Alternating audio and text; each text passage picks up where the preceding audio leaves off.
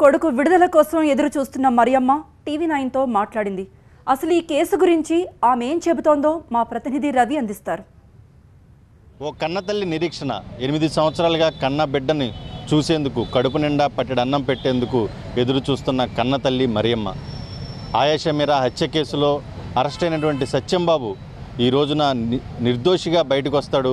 బిడ్డను చూసి ముద్దాడి కడుపు నిండా అన్నం పెడదామని చెప్పి ఈరోజు ఉదయం నుంచి కూడా జైలు ఎదుటే మరియమ్మ పడిగాపులు పడుతున్నారు. అయితే సాంకేతిక కారణాల రీత్యా హైకోర్టు నుంచి ఉత్తర్వులు ఇంకా జైలు అధికారులకు అధికారికంగా అందకపోవడంతో ఈ బయటికి వచ్చే కార్యక్రమం అనేది ఆలస్యం అవుతున్న పరిస్థితి కనబడుతుంది. ప్రస్తుతం మనతో సత్యంబాబు తల్లి మరియమ్మ ఉన్నారు. అమ్మ చెప్పండి, మీకు మీ అబ్బాయి నిర్దోషిగా హైకోర్టు విడుదల చేస్తూ ఉంది, ఎలా అనిపిస్తోంది మీకు ఇన్ని రోజుల తర్వాత?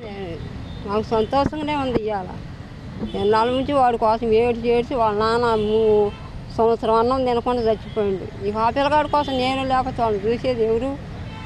అది విడుదల అవుతుందని ఇవాళ సంతోషంగా ఉంది.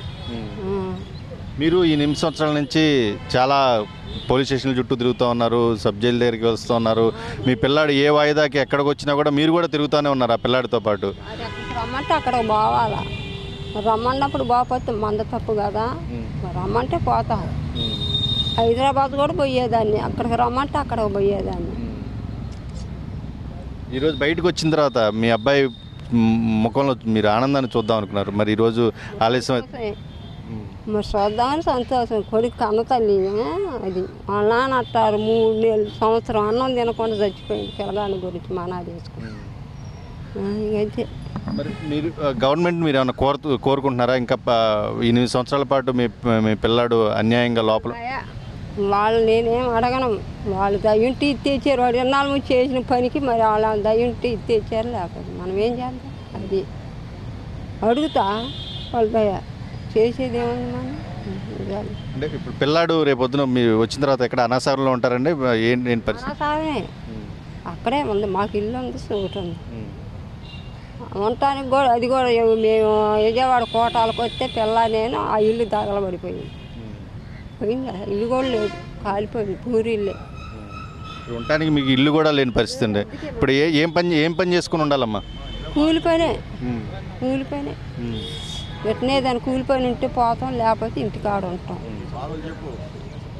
మీరు ఏమన్నా చెప్తారా పోలీసులకు? కానీ ఇన్ని సంవత్సరాలుగా మీరు ఎదురు చూస్తున్నారు, మీరు పడ్డ బాధలన్నింటినీ కూడా మీకు తెలుసు, మొత్తం అంతా మీ తరపున న్యాయవాదులు కూడా ఎప్పటికప్పుడు చెప్తూనే ఉన్నారు.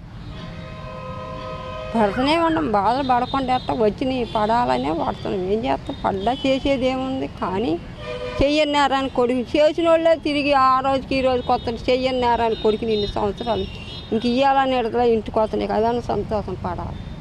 ఊళ్ళో పిల్లగాళ్ళు పండగలు వచ్చినా ఏదొచ్చినా వాళ్ళు సంతోషంగా తిరుగుతుంది, కొడుకు బదిలిపోతుంది ఇంటికాడ. ఏమంటావు?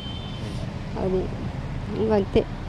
ఓకే, ఇది అందరూ కొడుకులు ప్రతి పండగ కూడా ఇంట్లో సంతోషంగా మేమందరం ఉంటా ఉంటే మా కొడుకు మాత్రం ఇలాగ అన్యాయంగా చెయ్యని నేరానికి జైల్లో ఉండిపోయాడు, ఈ రోజైనా సరే బయటకు వస్తాడు, అతనితో సంతోషంగా ఉందాం అనుకున్నాను. అయితే ఈ నిరీక్షణ తప్పదు కాబట్టి మరొక రోజు కూడా ఇదే విధంగా ఎదురు చూడాల్సిన పరిస్థితి ఉందని చెప్పి సత్యంబాబు తల్లి మరియమ్మ చెప్తున్నటువంటి పరిస్థితి కనిపిస్తోంది. కెమెరా పర్సన్ దుర్గాతో Ravi, TV nine Rajahmundry central jail నుంచి.